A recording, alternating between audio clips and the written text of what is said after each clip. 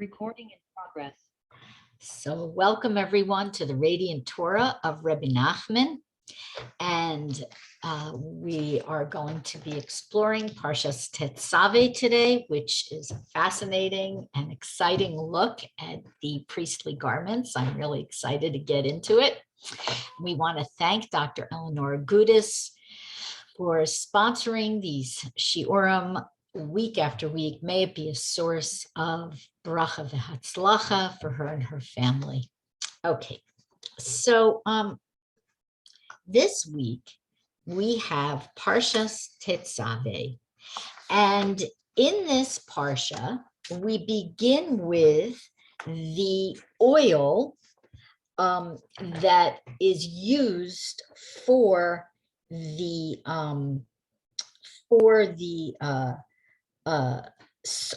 menorah, which we kind of touched on very briefly last week. Last week was the Mishkan, which included the menorah, and this week begins with the oil. And this oil has to be very pure, and there are a couple of opinions as to the level of purity. So one opinion is that it's the first pressing of the olive, which would be extra virgin olive oil. Another opinion is that it's one squeeze of the olive until the first drop comes out, and then that olive can be used for other offerings, ground up and used for mincha offering and so on. So literally one drop of oil from the olive. So what does this represent to us, this idea of the olive and the purity? So a lot of commentators suggest that this shows that the Jewish people are like an olive in that when we're squeezed, our best part comes out. The most valuable and pure part comes out.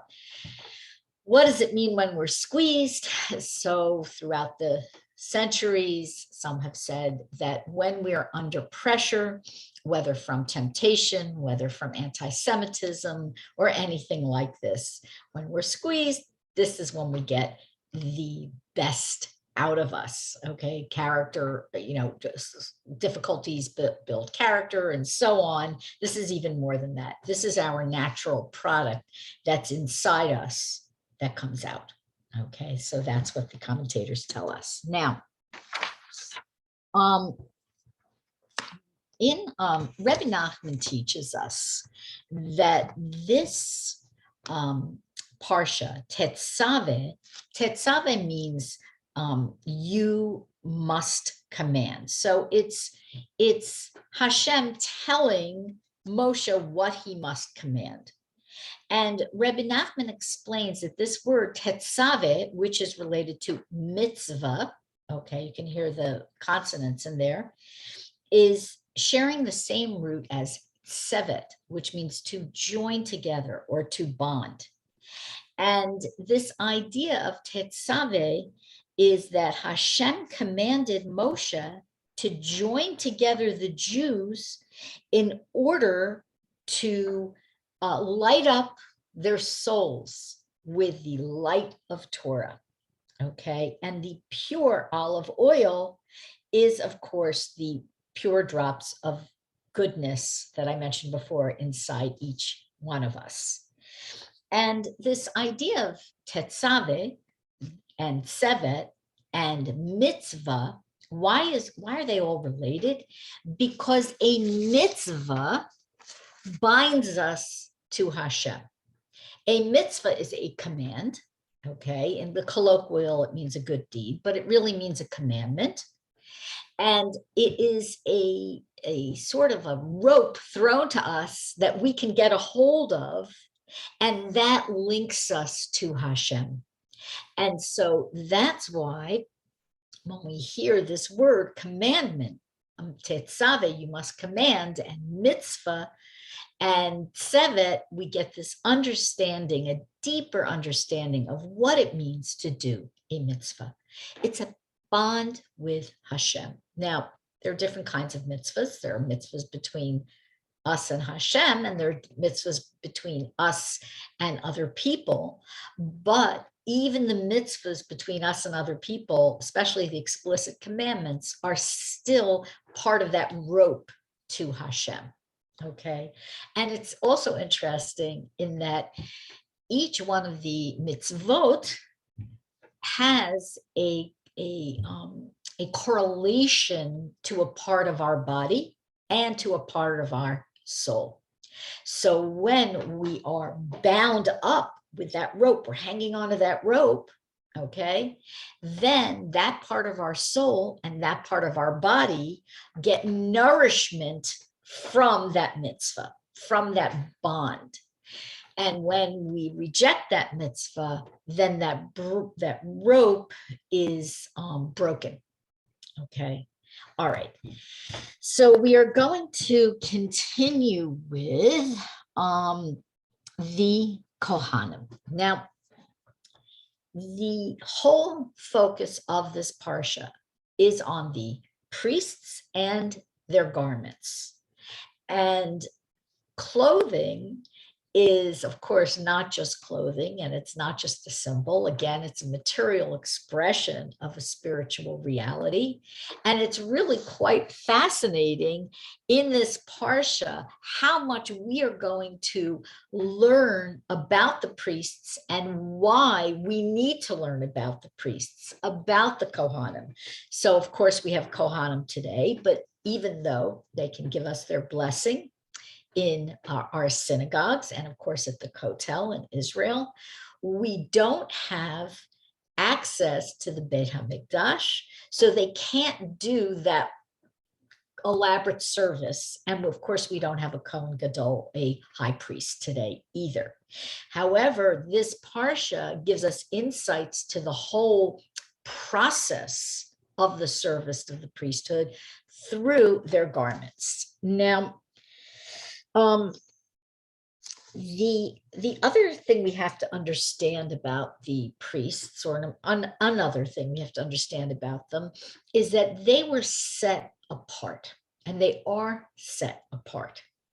And today we know that the Kohanim, the Leviim, and Israel, which is all the rest of us, the rest of the Jews, we all represent what's we know about the tribes today. So the Kohanim are part of the tribe of Levi, okay, and they're that little exclusive part with special rules and tremendously important obligations.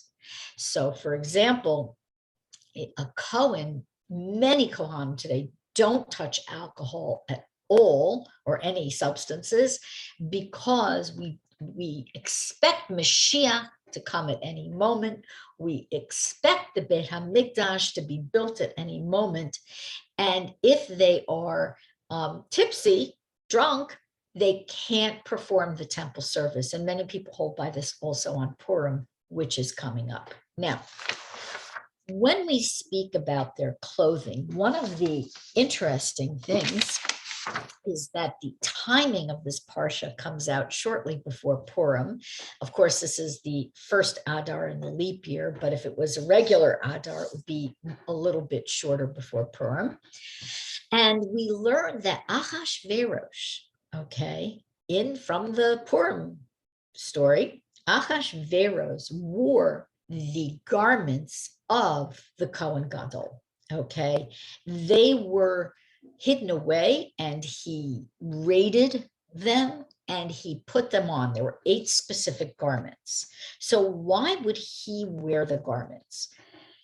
So one of the reasons is the same reason why people in the Christian religion, especially the Catholic branch of the Christian religion, copy the priest's garb.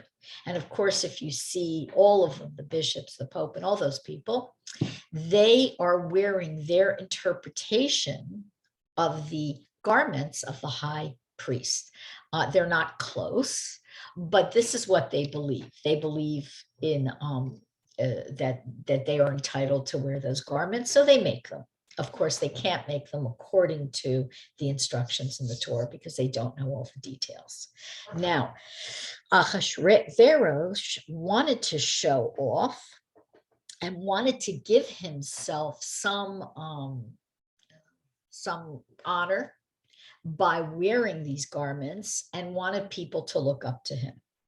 And that's why he put them on. There are other reasons that he put them on as well, but that's the main reason. He was showing off, he wanted to say, look at my status.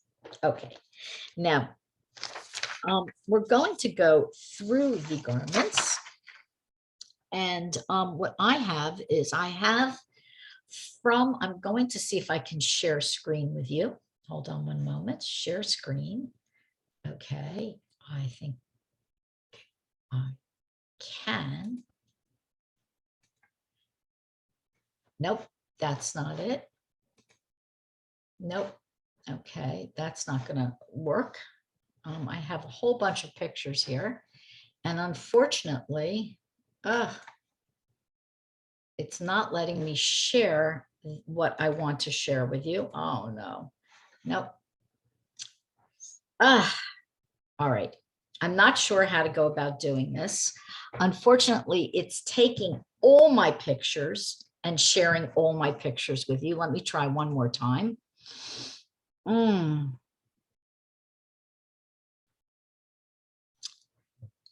Okay, it's so important. I really want you guys to see all this. Oh, advanced, basic files, Microsoft SharePoint. This is very distressing to me. All right, I'm going to have to hold up pictures from the book. It's not really what I wanted to do. All right, hold on one moment, please. Recording in progress. Okay, sorry about that. All right, so this is the outfit of the high priest. And this is not the beautiful color illustrations from the Temple Institute I wanted to show for you. If you go to the Temple Institute website, they really do a beautiful job of illustrating these garments. Okay, so we're going to start on the garments anyway. And the first thing we're going to start with is the Aphode, which is this apron, which ties right here. And around the back of it are the straps that come around and hold this, the breastplate, which we'll talk about later, in place. And so it's kind of like a backwards apron. This is called the Aphode. And the Aphode and the breastplate are made of 5 different materials: gold, sky blue, dark red, and crimson dyed wool, and twisted linen. Now, some of you might say, why linen? Because we know that we can't mix wool and linen together. It is a commandment in the Torah. It's a chok. It's one of those commandments we don't know the reason for, per se. And yet, how come, and it's called shatnez, this mixture we're not allowed to have, how come the priests are allowed to mix these 2 kinds of materials, wool and linen? So they're considered to be a mixture of chesed, wool, and gevura, linen, is flax, okay? And when they come together, they normally can't mix, but the high priest, the priests, have the power to nullify the disadvantages of this mixture. They are able to bring this all together, okay? And they wore this beautiful ephod and the breastplate itself, which again, I wish I could show you the picture of. I'm wondering if I try just to, no, it's, let me see. Let's see if I can share this. Hold on. Let me try one more time. It's really important, and I appreciate you bearing with me. Let's see if I can try one more time. I got it. Yay. Okay. Can everybody see that? I hope. Yes. Okay, great. So what we have here is a beautiful illustration of the Aphode and the Hoshan Mishpot, the breastplate, and you can see the back of it. And these are two different interpretations of how it looked. I think this is the more standard interpretation on the right side, the one with the beautiful multicolored Aphode, which is like a skirt that ties. Everybody got that? I hope so. Okay. Let me stop share. Okay. Yeah. So anyway, now you can finally see it. Thank you for your patience. Okay. So anyway, this beautiful Aphode, this apron had a very special meaning. Okay. It was the most important garment worn by the high priest. And it was a garment that had a very profound meaning, and it took a tremendous effort to weave it. You saw in the illustration all the beautiful colors coming together. And what I want to do is share with you the reasons for each of these items. So the Aphode, hold on one second, atoned for a particular transgression. This was the transgression of idolatry, idol worship. So why would this apron be an atonement for the transgression? And remember, whatever the high priest wore, the Bigdei Kohen Gadol, the clothing of the high priest, whatever he wore, was an atonement for all of us. So the reason is that the idol worshipers used to wear something similar to an ephod. It was the garb of the day. It was a type of apron. However, when this was woven together with the details and attention, it's a very detailed process that we did during the times of the Beit HaMikdash, it served as a correction for and an atonement for idolatry. Okay. Now, the next item on the list, which I want to go over, is the kesonis, which is the long shirt. It's a tunic. Okay. And the tunic, let me see if I can bring this up again. Okay. Let's see. One more time. I should actually just leave it up. Let me see if I can. Yeah, I think I'm just going to leave this up. So the long skirt or tunic, okay, and you can see it under here in the blue. This was an atonement for the transgression of murders which were not punishable by the Beit Din. Because why? So what is a Beit Din? So it's the Jewish court. And the murders couldn't be punished by the Beit Din because there was a lack of two witnesses. In Jewish law, we need two witnesses. So if somebody, God forbid, committed a murder and there weren't witnesses, the entire Jewish people was held responsible for this. So this is a very interesting concept because we know that we are only really responsible for our own transgressions and our own mitzvahs, our own mitzvot. So why is this? Because we are all connected. The Jewish people are all connected. We are all one large joint soul, even though we are unique individuals. So if somebody commits a murder in a certain period of time, everybody during that time has some smidgen of culpability. Okay, we believe our thoughts are connected, our hearts are connected, and so on. This also helps us prevent us from pointing the finger at people as well. Because when you point the finger at people, it's like saying, I have nothing to do with your guilt. Yet, perhaps somebody was suffering terribly and we could have intervened and we didn't, and so on. So this is designed to show us that we are all related and we all must support each other. The kesones, this shirt, this tunic, atoned for this guilt. And the reason why it was chosen is because the brothers of Yosef, if we think back previously, they dipped Yosef's kesones, his tunic, his shirt, into blood, okay, to bring to Yaakov, to show their father that Yosef was killed by wild animals, God forbid.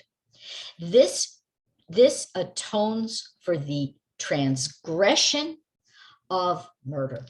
And it also atones for the transgression of wearing shatnez, which I mentioned before, the mixture of wool and linen.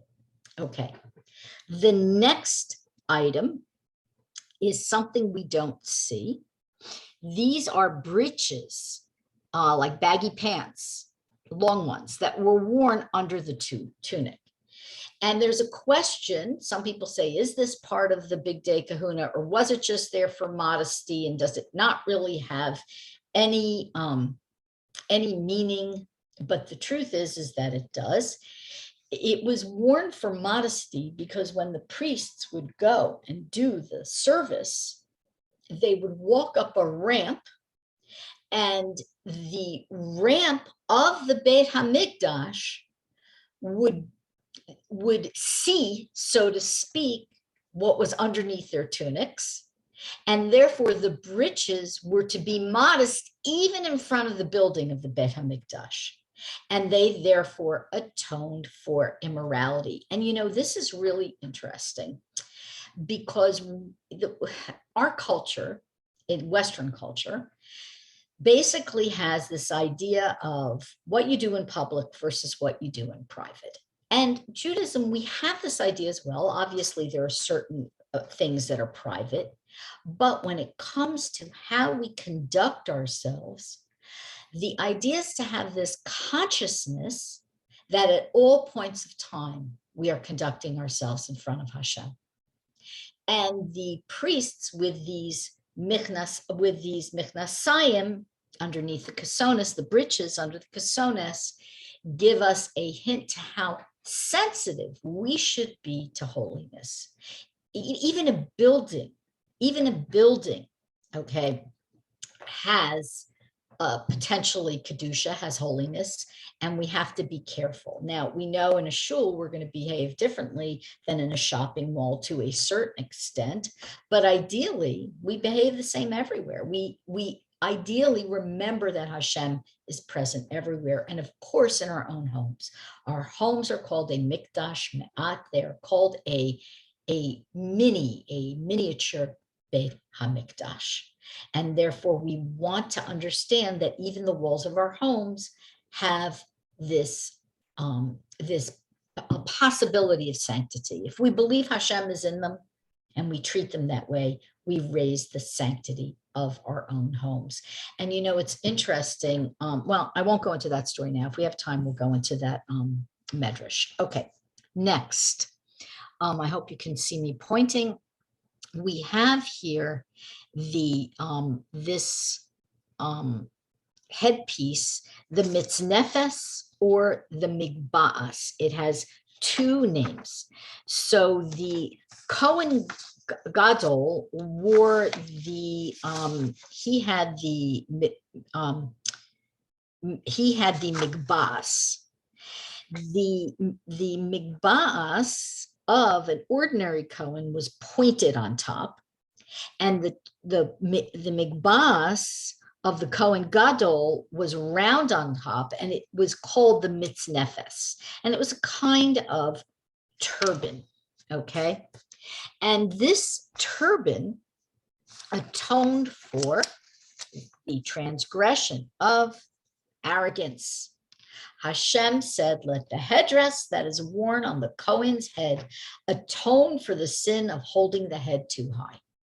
So what do we have here going on with all these clothing? Okay, but what is this? These items of clothing telling us? Something quite fascinating. It's talking about sins or transgressions, mostly so far of character, because even Even murder comes about from a violent character. Shatnez, okay, comes about from not really taking the Torah so seriously. The Aphode comes about from worshiping idols, okay, which is, of course, the idea of idolatry really is a character issue because it means you're putting other things before Hashem. That those things could be literal idols, and of course, they could be other things too, power, status, money, and so on. And the mitznefes or migbas atones for arrogance. And we know that humility is considered perhaps the most important Jewish trait, because without humility, we can't get to emunah, we can't get to faith in God, because we need to understand that as holy as the divine spark of our soul is, we are not God, of course. And therefore, even the high priest, the person with the greatest holiness of the time, still had to be reminded of his humanity and his humility. And he had to remember that he couldn't hold his head too high. Why? He was the high priest, because he was in the service of Hashem. That's why. Okay. So we're going to continue with the garments. Let me just find my note on the next item. The next item is the avnet, which I'm going to show you where it is. It's underneath here. Okay. I hope you can still see this. And this avnet is this sash or belt. And it was worn actually not just under the waist, but also over the heart. And it atoned for the pulse of the heart. Okay. And it was very long. It was 32 amos long. So it was a very, very, I don't know how many feet that is, but it was a very long item. And it was equivalent to the gematria of heart, which is 32. And this was to remind the Kohen and to remind us that the heart is a very powerful part of us. Now, today, men, Hasidim, wear a sash around their waists when they pray and when they bench, say the Birkas Hamazon after meals and so on. And that sash is to divide the upper portion of the body from the lower portion of the body, to remind them to focus on the higher things, the higher attributes of each person, of themselves. But the lower portion is meant to be nullified during prayer. Now, this is actually worn over the heart. The avnet is worn over the heart.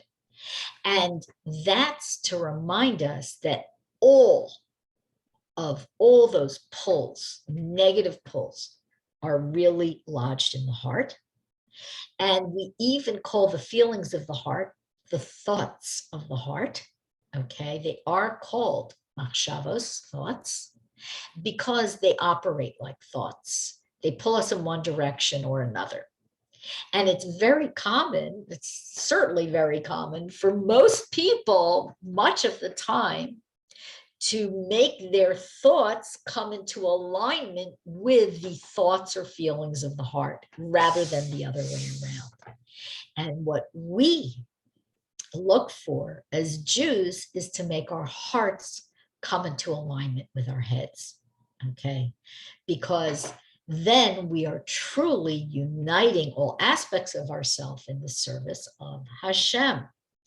Okay, now, The next item I want to speak about, we're going to save the Hoshan Mishpot, the breastplate placed for last, is the Me'il. And this is the long cloak, the item over the item here. There's actually the tunic was underneath the long shirt. I shouldn't have pointed to that. And this is the long cloak. Underneath that is the cassones, the long shirt. And you see these, what looks like fringes. I hope you can see these fringes on here. A little better on this one. Unfortunately, there's the I can't get rid of that sign. And these are actually pomegranates. Okay, interestingly enough. And these are pomegranates and bells alternating. Why? So they are pomegranates and bells because they make a noise as they're beautiful decorations, but they make a noise as the priests walk. They tinkle because they're little bells. And the bells are to atone for, to serve as a reminder that this is atoning for the transgression of Lashon Hara, speaking negatively about each other. God forbid we don't want to do that. And when we hear the tinkling of the bells, it's to correct, to call our minds to the sound of just chatter, but also to correct this idea of chatter. Next, we have the tzitz, which is the head plate. And this head plate, this beautiful golden head plate, atoned for the transgression. It had the name of Hashem on it, and it atoned for the transgression of chutzpah, okay, of being brazen, of just rejecting Hashem, his Torah, his people, and so on, and being a big mouth. That's what it atones for. And in another opinion, it atones for blasphemy, taking Hashem's name in vain. Okay. All right. Now I'm going to end the sharing. And what I'd like to do, if you're still with me, is I'd like to get to this idea of, let's see if I can access any of these pictures, because I want to show you the Hoshan Mishpot. And I'm going to pause again for a moment. So I hope you all had a glimpse of the Hoshan Mishpot. And now what we're going to do is we're going to discuss it. Now, the Hoshan Mishpot, the breastplate of judgment, was a woven breastplate, just like the Aphode was woven. And on it were rows of stones. And I'm going to describe for you what these rows of stones were, why they were in the order they were in, and what they mean to the best of my ability. And the reason why I say that is because they don't really have a translation. We have an agreed upon translation of what the stones were and what they meant, but we don't have an exact translation, because there are many different opinions. Okay, there are literally over 24 opinions.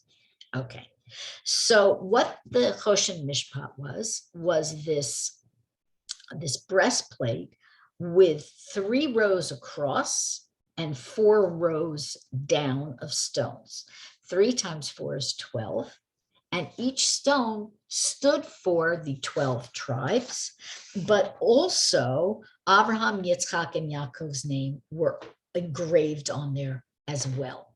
Okay, now the colors of these stones correspond to the colors of the flags of the tribes. Okay, the banners of the tribes. And the colors have importance, okay, and deep meaning. Now, today, you get a lot of, I don't know what to call them, maybe a little bit cultish kind of people saying they're they know the colors and they know what the color stone you connect with and so on. And the truth is there may be some people who actually do know, but I pretty much can assure you they're not on the internet, and don't give them money, okay? Because it's just really not, it's really not real, okay? But what we can do is go over and try to get an understanding of what the stones were. So the first row from right to left, that would be this way for you, was red, green, and a red, white, and black striped stone. And the three tribes on top were Ruvain, Shimon, and Levi, okay? And Ruvain was the red stone, which some people say is I'm going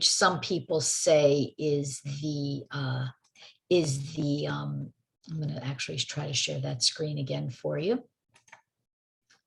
Okay, which some people say was a ruby. Okay, the next stone was green for Shimon, and that is very possibly jade. And then the next stone, the last stone in this row, is agate, which is that red, white, and black striped stone, and that is Levi. Is that accurate? I don't know. It's a commonly held opinion. Next, we have something called a carbuncle, which is for Yehuda, and it's bluish green. Then we have, in another interpretation, lapis lazuli, which would be Yissachar, which is blue. And then we have a quartz, a clear quartz, which would be Zevulun, which is clear. Okay, next row, we have turquoise, which would be Dan, which would be blue. Amethyst, which would be Naphtali, which is purple. Agate, again, which would be a gray agate, which would be God, the tribe of God. Then we have aquamarine, which is like a very pretty blue-green, and that is Asher. Onyx, which is black, which is Yosef. And opal for Binyamin, a stone possessing all the colors. Okay, now, this is not absolutely a given proven fact. However, many people say that these are the orders of the stones and the tribes, and these are the correct translations of these. Okay, now these were arranged in the order that I gave most probably. However, the Yerushalmi Talmud has a different arrangement of the stones. So what are these stones and why were they there? So the Hoshan Mishpot is really something that fascinates people around the world, because it is truly just a treasure of the Jewish service and the Jewish people. Part of the Hoshan Mishpot is the Urim V'Tumim, okay, which is not an actual thing per se. It's not the breastplate of itself, but it's the divine name of Hashem. Some say it's the name of 42 letters and the name of 72 letters, which was written in a special way on a piece of parchment and slipped into a pocket of the Hoshan Mishpot. And when that name was in there, okay, it acted as a switch for the flow and reception of Hashem's guidance. Okay, so what does that mean? It means that when this parchment was in place and the high priest or the king had a question, should we go to war? Should we do this? Should we do that? The Urim V'Tumim activated a response from Hashem, a prophecy from Hashem about what to do. How did the high priest interpret this? He would see which of the stones lit up in which order, okay? And they would give him the message that he needed to understand at that time. Now, everything that the high priest wore was not owned by him, okay? Everybody gave donations in order to clothe him. The reason why it was owned by the people, the reason why was the high priest's service, okay, was in the service not just of Hashem, but of the Jewish people as a whole. And the Urim V'Tumim is not like the other parts of the priestly garments. It wasn't created by the people who knitted it, who donated to create the garments, who knitted the garments or sewed the garments or whatever. However, we don't know for sure how the Urim V'Tumim was created. Now, why the name Urim V'Tumim? So Urim comes from the word or, light, because this was going to be a light to us. And Tumim comes from the word tam or tamim, meaning perfect or whole or simple, wholesomeness, just very simple and whole and good and pure. So it was to bring us prophecy of light and prophecy of purity as well. Okay, now when we were in the desert, when the Jewish people, I would say we because I feel like I'm there when I see this, when the Jewish people were in the desert and we had the Mishkan in the desert, Moshe took the original Urim V'Tumim, which was written in some kind of state of holiness, we don't understand much about it, and put it inside the breastplate of judgment after Aaron put on the Aphode, the apron. So we know that the original one stayed in there. Was that always the one? I don't know. I actually don't know if it was always the one. And I don't know, we have two opinions, actually more than two opinions, about how the questions were framed, whether they were asked verbally, whether they were written down, and so on. Okay, a couple of different sources that I'm looking at for this. Okay, so the Hoshan Mishpot, the lights would light up and they would get an answer to a pressing question on the minds of the king, the high priest, and the Jewish people. Now, I want to share with you a little bit about what Rebbe Nachman says. First of all, it says in the Talmud that whenever a Jew needed advice, he would approach the Kohen Gadol, who wore the breastplate that contained the Urim V'Tumim, and upon the stones of the breastplate, there were engraved all the letters of the alphabet, because all the tribes had all the letters of the alphabet, and these were in the names of the tribes. So when the person asked his request, whether it was the king or another person asked his request, usually they were items of great importance that people had, the letters would light up spelling out the answer, and the person also would be able to see the advice before their eyes. So how did they interpret this? How did they know which letter of, let's say you have the name of a tribe, let's say you have the name Yisachar, there's a lot of names in there, or the name Yehuda, there are a lot of letters in there. How do you know which letter out of Yehuda? Was it the Yud? Was it the Hey? Was it the Dalet? How do you know which letter was your message? So this required a certain ability, a certain level of prophecy that in those days, everyone had a type of prophecy. They didn't necessarily have a prophecy of Moshe Rabbeinu, but the Jewish people all had a level of prophecy. So both the high priest and even the Jewish people could understand some of the messages coming through to them. Often it did take an expert to really interpret it. Okay, and sometimes it was misinterpreted in later years. The Torah tells us that later on in Tanakh it was misinterpreted.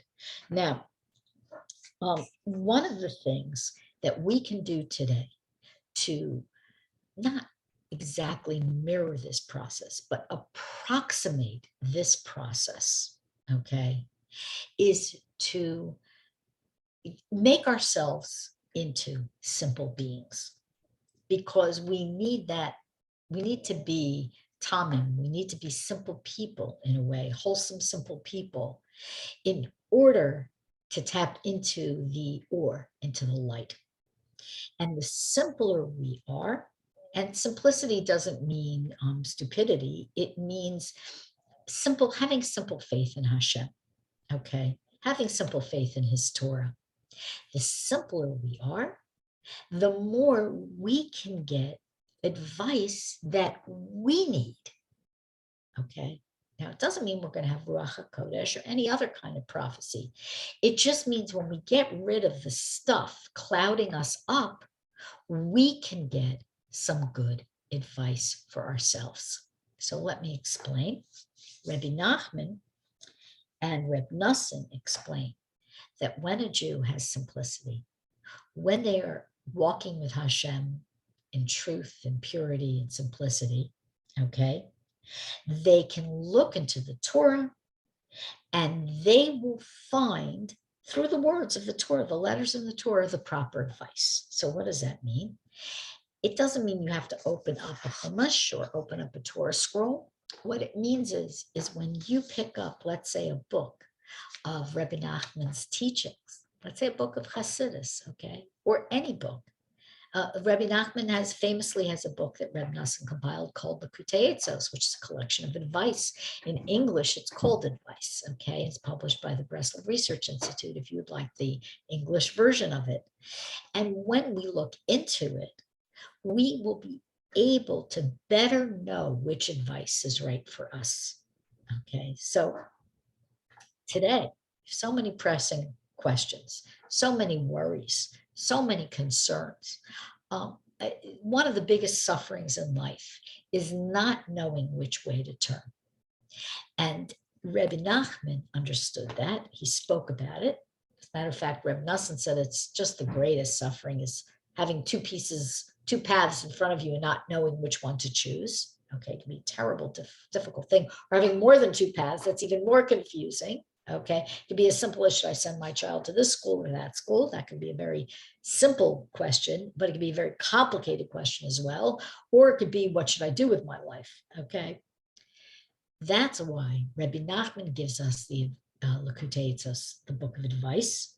We can go through it, and they are summaries of some of his lessons, some teachings from other books of his, that if we go through and we see, let's say we need advice about prayer, or advice about money, we can go to these chapters, and there may be 10 entries in it or 30 entries, but if we're pure and we go to it with this idea of, I just want to align with whatever Hashem wants for me in my life, and I'm going to rely on what the Rebbe says, and we open these books and we scroll through them, something's going to resonate with you, okay?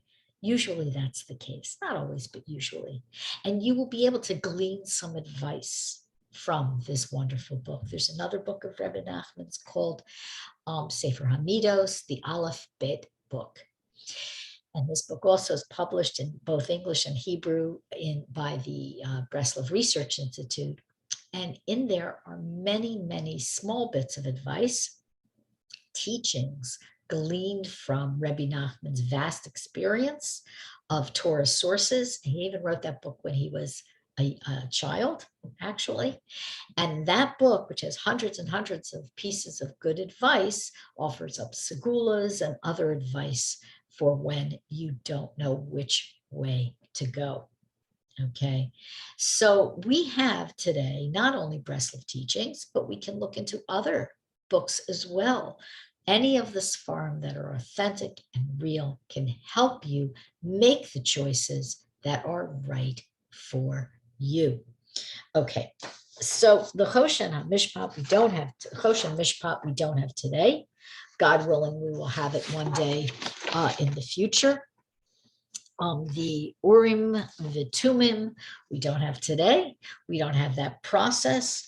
But what we do have is we have this idea that if we're pure with Hashem, meaning we really have faith in Hashem, and we bind ourselves, Tetzaveh, you must command, Tetzaveh, that bind to Hashem, we will have access to the advice that's right for us. Also, we want to remember that Rebbe Nachman says that the Hoshan Mishpot, the breastplate of judgment, sits upon the Kohen Gadol's heart. We saw that in the pictures, over his chest and over his heart, because the heart is the seat of judgment. That's where we make decisions, okay? And we'd like our heads to lead us in a decision, but you know that if you just try to make a decision out of logic, it's going to be very difficult. Our feelings have to join in with our logic. And also we want our logic to align with the Torah. And when our logic doesn't align with the Torah, then we're really in a bind. So when we are able to cling with our hearts, everybody knows that feeling from prayer, from talking to Hashem in Aphode, from crying out to Hashem, that feeling where you're just yearning for Hashem, one with him, close to him. When we do this and we are sincere, we are able to better make decisions. Okay. All right. Now, that was a very rough overview of the absolutely fascinating priestly garments. I'm sorry about that. All the pictures didn't come out. I had more pictures as well. They seem to have disappeared from my catalog of photographs. But the idea is that it's worth studying these garments for what they can teach us. You can find tons of information in many Sfarim, in the Midrash, in the Talmud, but also online at the Temple Institute. They have just a terrific site with a lot of information about the garments themselves and the Hoshan Mishpot. Now, what would happen next? After the parsha discusses these garments, it explains that then Aaron and his sons, the priests, are sanctified or inaugurated for a period of 7 days, okay? And they needed 7 days to be consecrated or sanctified or inaugurated to the people.